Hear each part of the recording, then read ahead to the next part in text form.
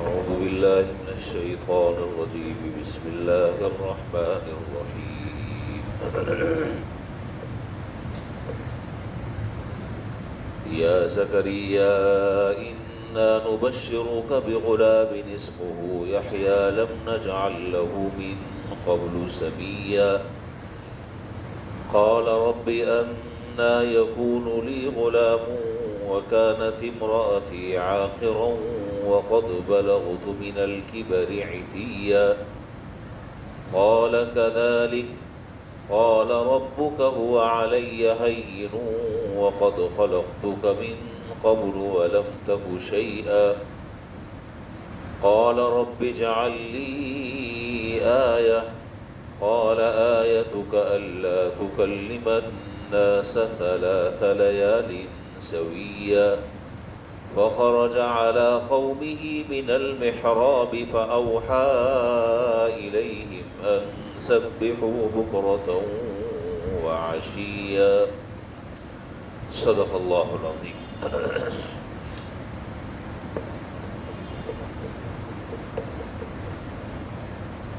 یا زکریا انا نبشرک بغلام اسمہ یحییٰ لم نجعل له من قبل سمیا. آواز آ رہی ہے؟ پیچھے آواز آ رہی ہے؟ تھوڑا سا پڑھائیں ذرا سے. یا زکریا انا نبشرک بغلام اسمہ یحییٰ لم نجعل له من قبل سمیا. اللہ تعالیٰ نے ارشاد فرمایا کہ اے زکریا ہم خوشخبری دیتے ہیں تمہیں لڑکے کی جس کا نام یحییٰ ہوگا. نہیں بنایا ہم نے اس کے لیے اس سے پہلے کوئی ہم نام، نہیں بنایا ہم نے اس سے پہلے اس کا کوئی اور ہم نام. قال رب انا يكون لي غلام وكانت امرأتي عاقرا وقد بلغت من الكبر عتيا. فرمایا زکریا علیہ السلام نے کہ پروردگار کیسے ہوگا میرے لیے لڑکا حالانکہ میری عورت تو بانجھ ہے اور بے شک میں پہنچ چکا ہوں بڑھاپے کے انتہائی درجے کو، اور میں پہنچ چکا ہوں بڑھاپے کے انتہائی اسٹیج پر، کیسے ہوگا؟ قال كذلك، حق تعالیٰ جل شانہ نے فرمایا کہ ایسے ہی ہوگا جیسے ہمارا حکم ہے، ایسے ہی ہوگا جیسے ہم کہہ رہے ہیں. قال ربك هو علي هين. آپ تو اپنے اعتبار سے سوچ رہے ہیں، ہماری قدرت کی طرف نظر ڈالیں، یہ کام تو تیرے رب پر بڑا آسان ہے. وقد خلقتك من قبل ولم تك شيئا، اور آپ کو ہم نے پیدا کیے اس سے پہلے جبکہ آپ کچھ بھی نہیں تھے. تو یہ چیز کیسے وجود میں آ گئی؟ تو جس ذات کے لیے وہ مشکل نہیں اس کے لیے یہ بھی مشکل نہیں. قال رب اجعل لی آیہ، بات سمجھ آ گئی.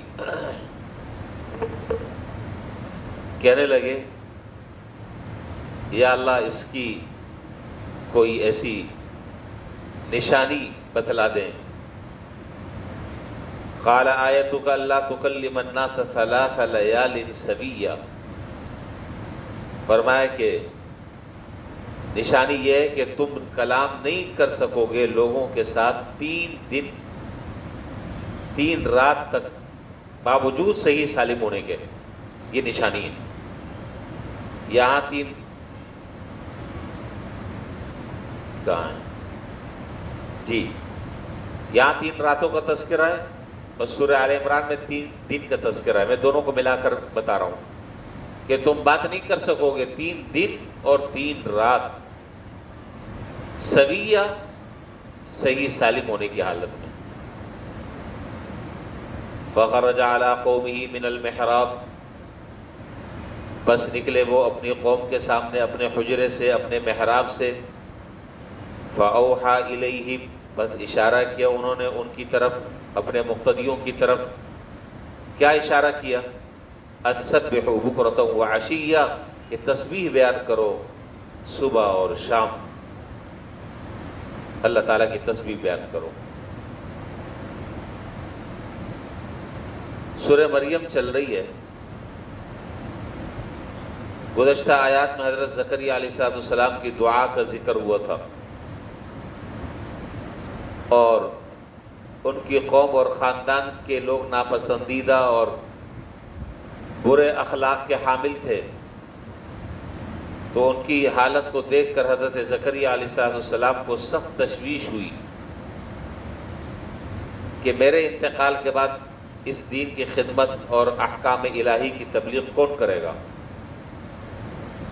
تو اللہ تعالیٰ سے درخواست کی کہ اللہ میرا کوئی علمی جانشین مجھے عطا فرما۔ میں علمی جانشین کی بات کر رہا ہوں، کل کی بات آپ کے ذہن میں ہونی چاہیے۔ کوئی علمی وارث مجھے عطا فرما جو میرے اس تبلیغ کو اور دین کو آگے نسلوں تک کے پہنچانے کا ذریعہ بن جائے۔ تو اللہ تعالیٰ نے جو پورے خاندان یعقوب کا بھی وارث ہو اور میری علمی نیابت کا بھی وہ صحیح طریقے سے فریضہ انجام دے سکے، تو اللہ تعالیٰ نے حضرت زکریا علیہ السلام کی اس دعا کو قبول فرمایا، اور وہاں پر ہے سورہ آل عمران میں 3 پارے میں، هُنَالِكَ دَعَا زَكَرِيَّا رَبَّهُ، اس موقع پر حضرت زکریا علیہ السلام نے اپنے پروردگار سے دعا کی، قال رب هب لي من لدنك طیبہ انك سمیع الدعاء۔ یہ 3 پارہ سورہ آل عمران ہے۔ قرآن کریم کی یہ عجیب شان ہے، اور یہ قرآن کریم کی خصوصیت ہے بہت بڑی کہ یہ قرآن کوئی تاریخ کی کتاب نہیں ہے، یہ قصے اور کہانی کی کتاب نہیں ہے۔ فرق کیا ہے دونوں میں؟ تاریخ اور قصے اور کہانیوں کی کتابوں میں ایک واقعہ شروع ہوتا ہے اور وہ چلتا رہتا ہے چلتا رہتا ہے چلتا رہتا ہے، آگے جا کر اپنے اختتام کو پہنچ جاتا ہے۔ قرآن کریم میں جتنے انبیاء علیہ السلام کے واقعات اور قصص ہیں، اس میں سوائے حضرت یوسف علیہ السلام کے واقعے کے کوئی واقعہ اول سے آخر تک ایک جگہ آپ کو نہیں ملے گا۔ یہ قرآن کریم کی ترتیب اور قرآن کریم کے، یعنی یوں کہہ لیں کہ قرآن کریم کی ترتیب کے خلاف ہے۔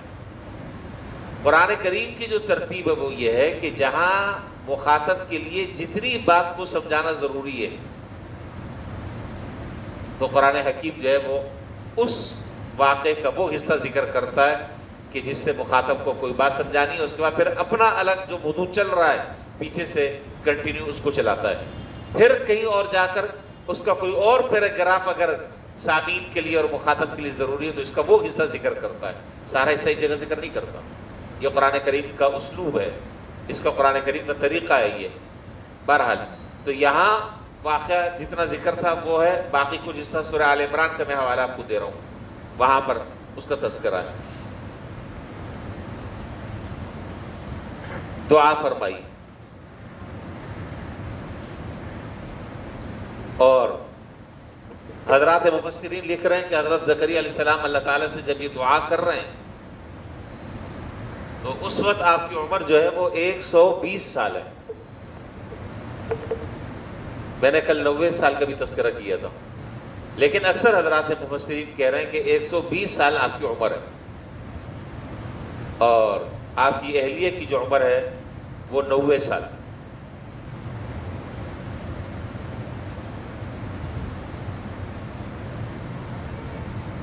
طب کی کتابوں میں لکھا ہے، دیکھیں ایک تو اس امت کی عمر ہے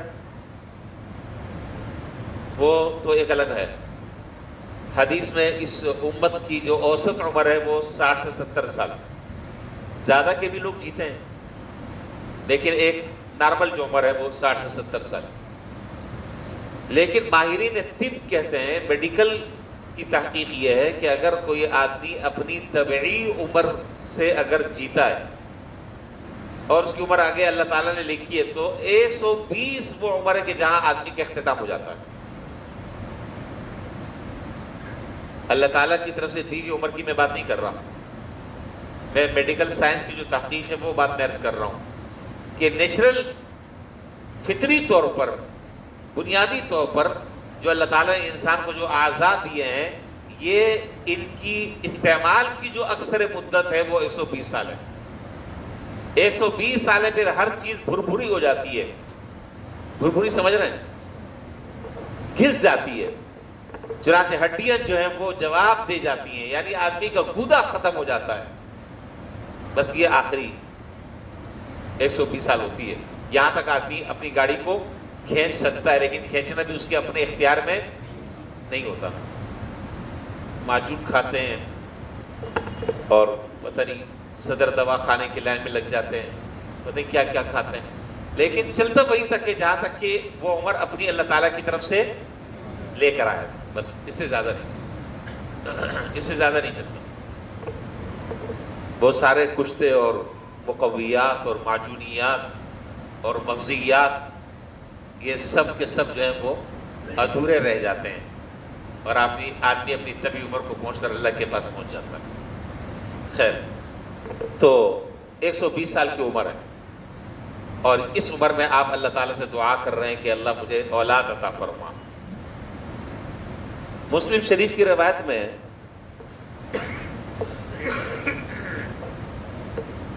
ایک صحابی ہے حضرت حکیم بن حزام رضی اللہ تعالیٰ عنہ، ان کی بھی عمر 120 سال تھی۔ حضرت خدیجہ رضی اللہ تعالیٰ عنہ کے خاندان سے تعلق رکھتے تھے، شریف الطبع آدمی تھے، فتح مکہ کے موقع پر انہوں نے اسلام قبول کیا، اور آپ کی حضرت حکیم بن حزام رضی اللہ تعالیٰ عنہ کی دوسری بڑی خصوصیت یہ ہے، یاد رکھیے گا بات کام آئے گی کہیں پر، دوسری بڑی خصوصیت یہ ہے، ایک تو عمر اللہ تعالیٰ نے آپ کو 120 سال عمر عطا فرمائی، دوسری خصوصیت یہ ہے کہ جس طرح حضرت علی رضی اللہ تعالیٰ عنہ کی ولادت خانہ کعبہ میں ہوئی، اسی طریقے سے حضرت حکیم بن حزام رضی اللہ تعالیٰ عنہ کی بھی ولادت خانہ کعبہ میں ہوئی ہے۔ اور آپ نے سنا بھی ہوگا اور اخباروں میں آپ پڑھتے بھی ہوں گے، سوشل میڈیا میں آپ دیکھتے بھی ہوں گے، بہت سارے خواتین کے مختلف مواقع پر ولادت ہو جاتی ہے بچوں کی۔ کسی کی ہڑتال ہے، کرفیو ہے، گاڑی جا رہی ہے، راستے میں ایمبولینس میں ولادت ہو گئی، تو وہ بچہ جو ہے یادگار سمجھا جاتا ہے کہ بھائی تیری پیدائش جو ہے اس وقت ہوئی ہے، پورا کراچی بند تھا۔ آپ سمجھ رہے ہیں، کسی کی جو ہے وہ جہاز میں ہو جاتی ہے، کسی کی ٹرین میں ہوتی ہے، کسی کی کہیں پر ہوتی ہے، یہ تو اللہ کی طرف سے۔ تو حضرت حکیم بن حزام رضی اللہ تعالیٰ عنہ کی ولادت کا بھی یہ واقعہ پیش آیا کہ ان کی والدہ جو ہے وہ بیت اللہ کا طواف کر رہی تھی، اور اسی دوران جو ہے وہ وہیں پر ولادت ہو گئی۔ تو اس اعتبار سے ظاہر ہے کہ بہت بڑی خصوصیت ہے۔ خیر، اب یہ حضرت زکریا علیہ السلام جو ہے وہ 120 سال کی عمر میں جو ہے اللہ تعالیٰ سے دعا کر رہے ہیں، اور ان کی دعا کا عاجزانہ انداز کل آپ پڑھ کر آ رہے ہیں، شاید آپ کو یاد ہوگا کس عاجزی کے ساتھ اللہ تعالیٰ سے دعا کی کہ اللہ میری ہڈیاں کمزور ہو گئی ہیں، بڑھاپا میرے اوپر طاری ہو چکا ہے، سر کے بال میرے سفید ہو گئے، اب آپ کو مجھے اولاد عطا فرما دیں۔ کل میں نے اس سے متعلق کل بات آپ کے سامنے وہاں ذکر کی تھی۔ اب آج اللہ تعالیٰ حضرت زکریا علیہ السلام کی اس دعا کا جواب دے رہے ہیں۔ کیا فرما رہے ہیں؟ اِنَّا نُبَشِّرُكَ بِغُلَامٍ، ہم تمہیں ایک لڑکی کی بشارت دیتے ہیں، اسمہ یحییٰ، اس کا نام یحییٰ ہوگا۔ یہ ایک ایسا نام ہے لم نجعل لہ من قبل سمیہ، کہ ہم نے اس سے پہلے یہ نام رکھا ہی نہیں کسی کا، یونیک نام ہے، نیا نام ہے۔ آج بھی ہر باپ کو جو اس کی اولاد پیدا ہوتی ہے وہ کہتا ہے کہ مولوی صاحب ایسا نام بتا دیں جو کسی نے بھی نہ رکھا ہو۔ بابا کہاں سے لائیں، کہاں سے لائیں؟ پھر وہ بیچارے 8-10 نام لکھ کر لاتے ہیں، اوٹ پٹانگ نام، اس میں ہمارے پر کاٹم لگا دیتے، نہیں بھائی ہمارا مشورہ نہیں ہے، ہم اپنے حساب سے آپ کو 8-10 نام بتا دیں، جی یہ تو میرے خاندان میں بھی ہے، یہ تو فلاں جگہ بھی نام ہے، تو بھائی میں کیا کروں؟ آپ کے لیے کیا کیا جائے؟ تو کوشش یہ ہوتی ہے کہ نیا نام رکھے جو کسی نے بھی نہ رکھا ہو. تو بعض ساتھی ہمارے بے تکلف ہوتے ہیں، ان سے مذاق میں کر لیتا ہوں، ہر سے نہیں کرتا. تو میں ان سے کہتا ہوں کہ یار شیطان نام رکھ لو. اور میں سچ کہہ رہا ہوں، میں بالکل دعوے سے کہہ رہا ہوں کہ یہ نام کسی بھی نہیں رکھا ہوگا. کہہ رہے شیطان؟ بھائی آپ کو یونیک نام چاہیے نا، یہ رکھ لو. اچھا ابلیس رکھ لو، فرعون رکھ لو. تو وہ تیار نہیں ہوتے ہیں. کہتے ہیں جی قرآن سے نام، قرآن میں تو سارے نام ہے، فرعون نام قرآن میں ہے، فرعون نام رکھ لو. تو خیر یہ مذاق کی بات ہے. تو بات یہ ہے کہ یہ نیا نام اور یونیک نام یہ سب بیکار باتیں ہیں. نام کا اصول کیا ہے کہ نام میں یہاں بات آئی تو میں بتا دوں. نام جو ہے وہ مختصر ہونا چاہیے، بامعنی ہونا چاہیے، اور نام ایسا ہو کہ اگر کوئی اس کو بگاڑنا چاہے تو اس کو نہ بگاڑ سکے. اب عبد الرحمن بہت پیارا نام ہے، پیارا نام ہے. اب لوگ اس کو جو ہے نا رحمان رحمان پکار رہے ہیں، یہ بے ادبی ہے. پورا نام لینا چاہیے عبد الرحمن. عبد السلام نام ہے، اس کو کیا کہہ رہے ہیں؟ سلام. اے سلام انسان بن جا. اب بھائی یہ عبد السلام، سلام تو اللہ تعالیٰ کا نام ہے. عبد السلام اس سلام کا بندہ ہے وہ. تو نام کوشش کرنی چاہیے کہ ایسا رکھیں کہ جس کو بگاڑنے والا نہ بگاڑ سکے. عجیب عجیب نام بگاڑتے ہیں، عجیب عجیب. اور اگلا آدمی جو ہے وہ سمجھ ہی نہیں پاتا کہ اس کا اصل نام کیا ہے. ایسا اس کی شکل بگاڑ کر مست کر دیتے ہیں کہ اگلا آدمی جو چکرا جاتا ہے. تو بامعنی نام ہو، مختصر نام ہو. زیادہ لمبا نام ہو گیا تو پھر پاسپورٹ پہ بھی نہیں آئے گا. ہاں یہی مسئلہ ہے. مختصر نام ہو، بامعنی نام ہو، زبان پر اس کی ادائیگی آسان ہو، اور کوئی بگاڑ نہ سکے. کوشش کریں اس بات کی. بگاڑنے والے پھر بھی بگاڑتے ہیں، آپ کوشش کریں کہ اس کو کوئی آدمی نام کو نہ بگاڑ سکے. بس یہ اصول ہے نام کے بارے میں. اچھا جی، فرمایا کہ لم نجعل له من قبل سمیہ، ہم نے اس سے پہلے یہ نام رکھا ہی نہیں کسی کا. یحییٰ نام رکھا ہے، جو ہم آپ کو بیٹا دیں گے اس کا نام یحییٰ ہوگا. یحییٰ کا معنی حیات والا بچہ. یحییٰ کا معنی حیات والا بچہ. اب اس کی جو وجہ تسمیہ ہے اس کے بارے میں مفسرین نے دو باتیں ذکر کی ہیں. ایک تو یہ ہو سکتی ہے کہ اللہ تعالیٰ اس بندے کو ایسی حیات عطا فرمائیں گے، ایسی زندگی عطا فرمائیں گے کہ لوگوں کی یہ رہنمائی کا اور ہدایت کا ذریعہ بنے گا. گویا کہ ان کو روحانی طور پر یہ بچہ جو ہے وہ ان کے لیے حیات کا ذریعہ بنے گا، زندگی کا ذریعہ بنے گا. ظاہر ہے کہ جو آدمی راہ راست پر نہیں ہے، گمراہی کے راستے پر ہے، وہ مرا ہوا ہے، وہ مرا ہوا ہے.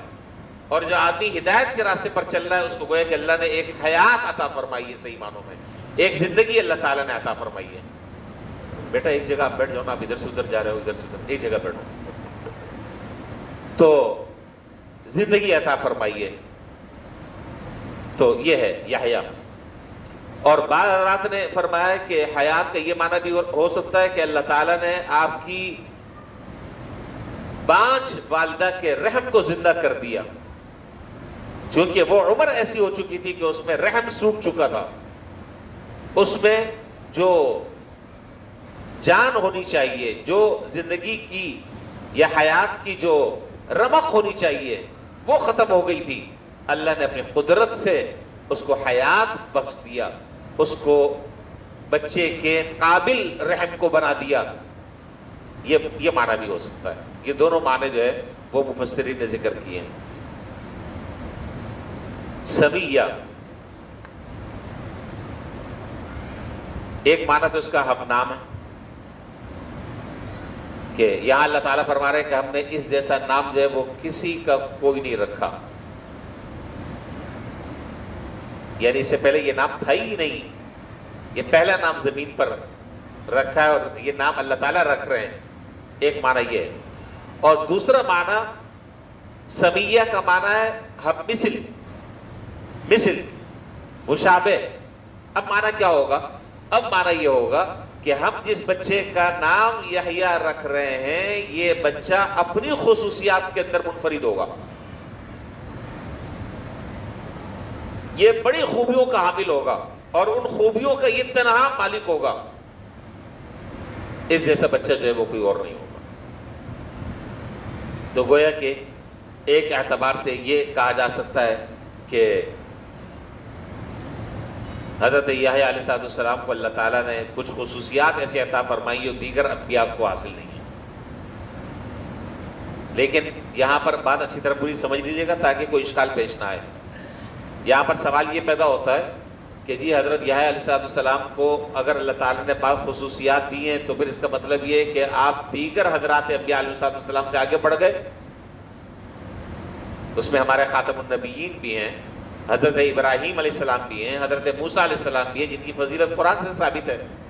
تو پھر کیا جواب ہے؟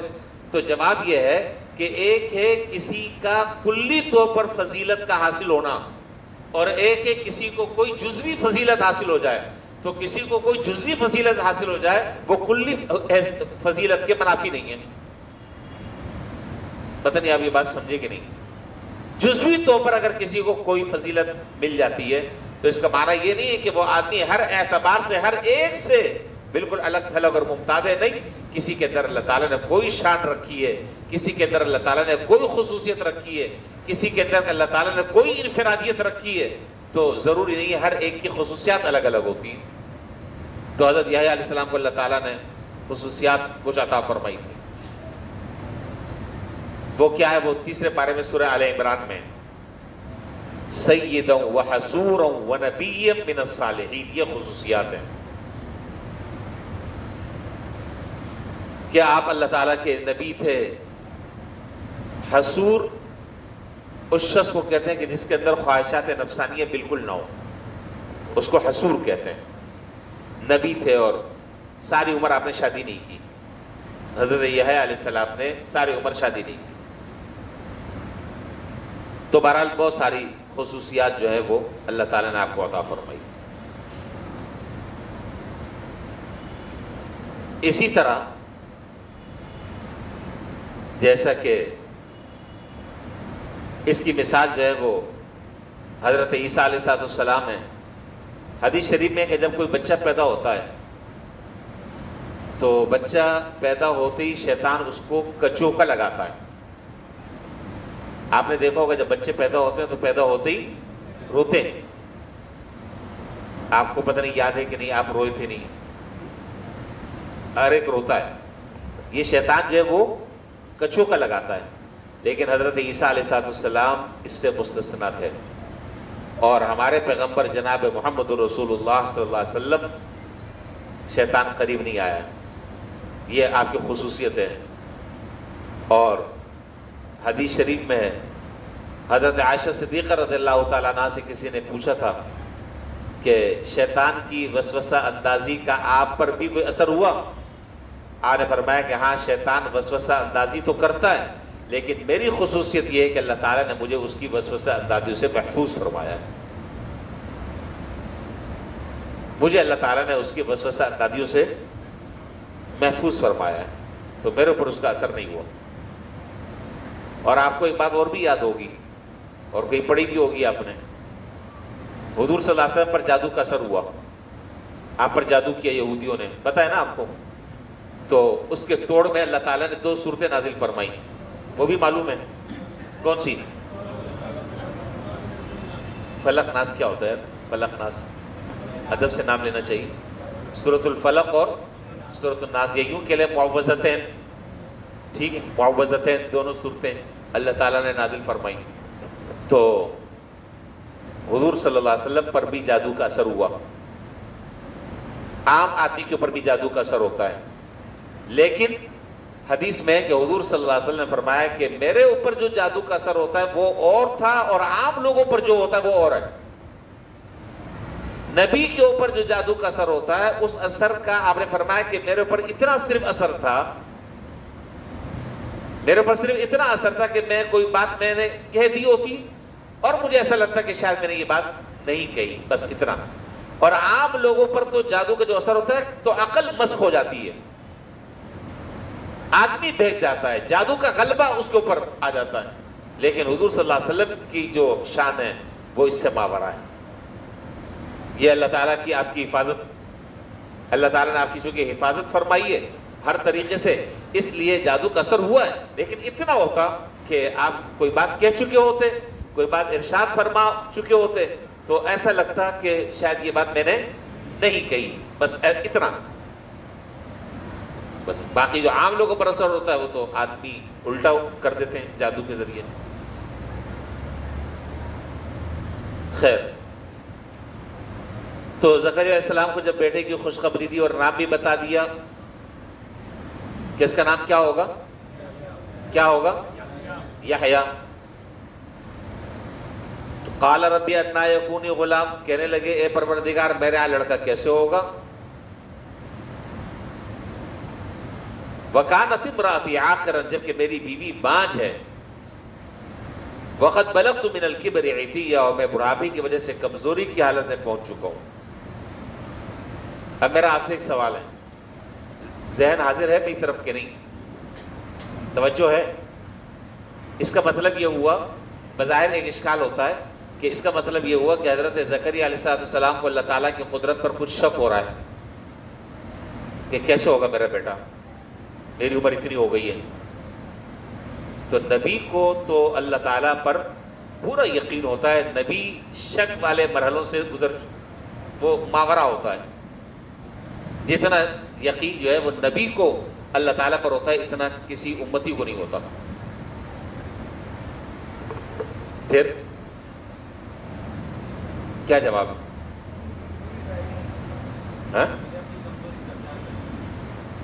نہیں، یہ جو کہا کہ انا یکون لی غلام، میرے لیے میرا کیسے بیٹے کی ولادت ہوگی،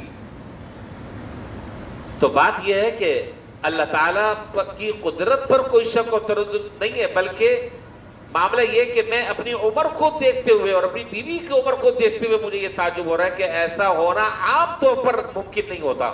اللہ تعالیٰ کی قدرت پر تو یقین ہے، بات سمجھ رہے ہیں؟ اللہ تعالیٰ کی تو قدرت پر پورا یقین ہے کہ جو اللہ تعالیٰ کی قدرت پر تو اس سے بھی بڑے بڑے کام ہیں. یہ بالکل ایسا ہے جیسے کہ تیسرے بارے میں حضرت ابراہیم علیہ السلام کے بارے میں، وَإِذْ قَالَ إِبْرَاهِيمُ رَبِّ أَرِنِي كَيْفَ تُحْيِي الْمَوْتَىٰ قَالَ أَوَلَمْ تُؤْمِنْ، آپ مردوں کو کیسا زندہ کرتے ہیں؟ ابراہیم علیہ السلام نے اللہ تعالیٰ سے کہا قَالَ أَوَلَمْ تُؤْمِنْ، کہا کہ کیا تم اس پر ایمان نہیں لاتے؟ قَالَ بَلَىٰ وَلَٰكِن لِيَطْمَئِنَّ قَلْبِي، اے حق تعالیٰ جل شانہ، میں تو اس پر ایمان لے کر آتا ہوں لیکن میں اپنے اطمینان قلب کے لیے آپ سے پوچھ رہا ہوں. قَالَ فَخُذْ أَرْبَعَةً مِّنَ الطَّيْرِ فَصُرْهُنَّ إِلَيْكَ، کیا ہے آگے؟ فَصُرْهُنَّ إِلَيْكَ، حافظ نہیں ہے کوئی؟ جَبَلًا مِّن كُلٍّ، اب جو حافظ ہے وہ منہ چھپا رہے ہیں، میں دیکھ رہا ہوں ایک دو حافظ ہیں وہ نیچے منہ چھپا کر بیٹھے ہیں تاکہ ہم سے نہ پوچھ لیں. ہاں، فَصُرْهُنَّ إِلَيْكَ جَبَلًا ثُمَّ، کیا ہے؟ بتاؤ بھائی عفان، آواز نہیں آ رہی؟ آواز نہیں آتی. اچھا جی، تو کہا کہ مجھے یقین تو ہے اس بات پر، مجھے اس بات پر یقین تو ہے لیکن اطمینان قلب کے لیے میں آپ سے پوچھ رہا ہوں. تو اسی طریقے سے یہاں پر بھی حضرت زکریا علیہ السلام کو اللہ تعالیٰ کی قدرت پر کامل یقین تھا، لیکن میں نے کیا عرض کیا کہ یہ تعجب جو ہو رہا ہے وہ ہو رہا ہے اپنی ظاہری عمر کو اور ایج کو دیکھ کر اور اپنی بیوی کی ظاہری کنڈیشن کو دیکھ کر.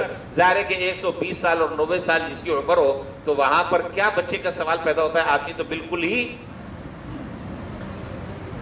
کیا ہو جاتا ہے، ختم ہو چکا ہوتا ہے. تو اس لیے تعجب ہوا اور پوچھا کہ جی کیسے ہوگا. بڑھاپے کا اثر تو ہر آدمی پر ہوتا ہے، تکوینی معاملہ ہے. بڑھاپے کا اثر ہوتا ہے. بڑھاپے کا تعلق جو ہے نا وہ داڑھی سے نہیں ہے، سفید بالوں سے نہیں ہے. میں آپ کو بتا دوں، حضور صلی اللہ علیہ وسلم کی 63 سال عمر تھی. حدیث میں کہ 20 سے 30 بال آپ کی داڑھی اور سر میں سفید تھے بس، لیکن آخری 2 سالوں میں آپ نفلیں جو ہے بیٹھ کر پڑھتے تھے. اور میں بھی اس وقت بڑھاپے کی طرف ہوں. آپ ہنسیں گے کہ یہ جوان آدمی ہے، میں جوان نہیں ہوں، بڑھاپے کی طرف ہوں. ہاں، اندرونی طور پر میں بوڑھا ہو گیا ہوں. اچھا جی، تو حضرت زکریا علیہ السلام کے اس سوال کے جواب میں اللہ تعالیٰ نے فرمایا کہ قال کذالک، آپ کو تعجب ہو رہا ہے کہ کیسے ہوگا بیٹا، اولاد کیسے ہوگی؟ اسی طرح ہوگی جیسے ہم نے کہہ دیا۔ ہماری قدرت سے کیا چیز خارج ہے؟ ہماری قدرت سے کون سی چیز باہر ہے؟ اور کہا کہ چلے ہم آپ کو آپ کی مثال دیتے ہیں۔ کیا؟ قال ربک هو علی ہین، فرمایا کہ یہ کام، اللہ تعالیٰ نے فرمایا کہ یہ کام تو میرے لیے بڑا آسان ہے، بڑھاپے کی عمر میں بچے کی پیدائش کوئی مشکل کام نہیں، ذرا سا تم اپنی پیدائش پر غور کرو۔ وقد خلقتک من قبل ولم تک شیئا، ہم نے تو تمہیں پیدا کیا تم کچھ بھی نہیں تھے۔ تو ایک چیز معدوم تھی، اس کو اللہ تعالیٰ نے وجود عطا فرما دیا، معدوم سے اللہ تعالیٰ نے وجود عطا فرمایا۔ نیست تھی، اللہ تعالیٰ نے حذف کر دیا۔ وہ ہے نا سورۃ دہر میں، هل اتى على الانسان حين من الدهر، پڑھے نا؟ نہیں پڑھتے۔ هل اتى على الانسان حين من الدهر لم يكن شيئا مذكورا، اس انسان پر ایک زمانہ ایسا گزرا ہے کہ یہ کوئی قابل ذکر چیز ہی نہیں تھا۔ انا خلقنا الانسان من نطفة امشاج، ایک منی کے قطرے سے ہم نے اس انسان کو بنا دیا۔ اب آج یہ اکڑتا ہے اور کہتا ہے کہ تم مجھے نہیں جانتے میں کون ہوں۔ ارے تیری حقیقت تو یہ ہے، تو ایسا ناپاک قطرے سے پیدا ہوا کہ اس کا ذکر بھی کرنا وہ باعث عار ہے، اس کا ذکر کرنا اور زبان پر تذکرہ کرنا بھی شرم آتی ہے آدمی کو۔ تمہاری حقیقت تو یہ ہے، آج جب بھلا چنگا ہو گیا ہے اور بڑا سارا ہو گیا ہے تو کیا کہتا ہے؟ مجھے پہچانتے نہیں ہو، آستینیں چڑھاتا ہے۔ یہ ہے آدمی کی حقیقت۔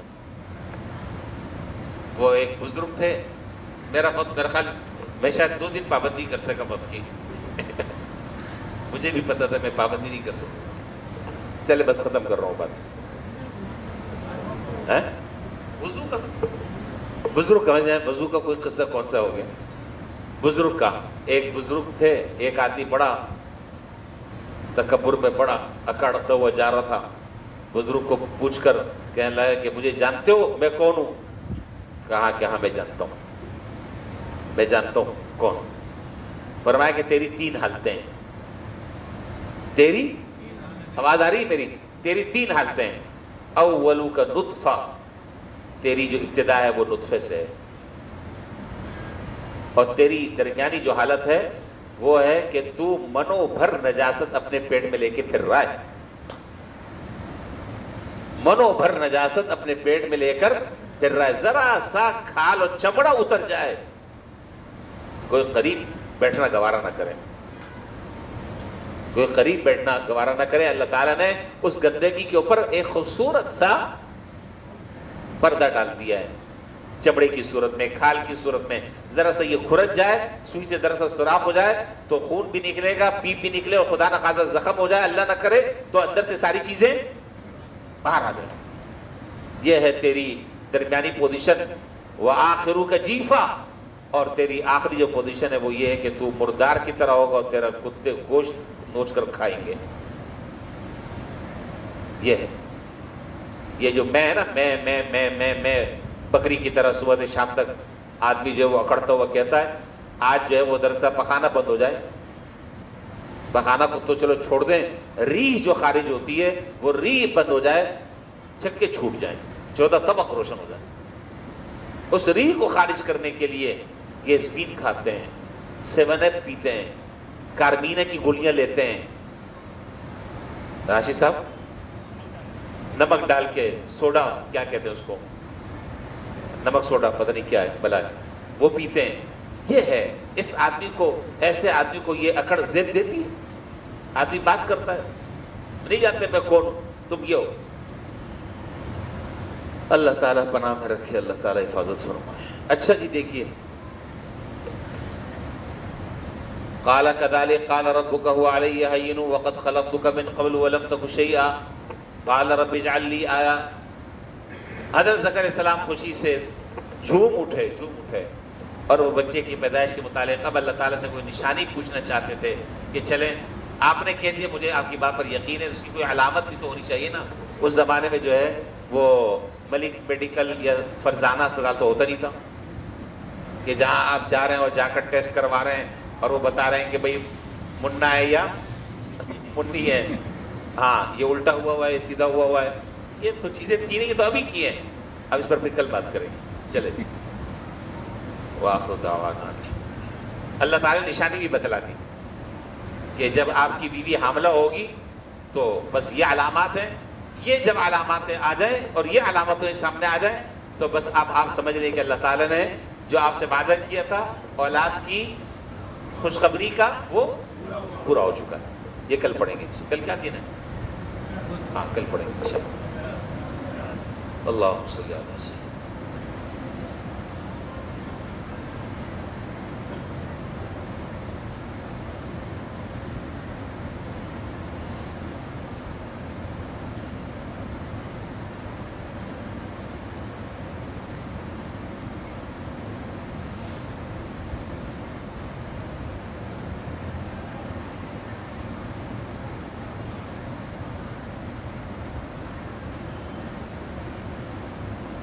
برحمتک یا ارحم الراحمین.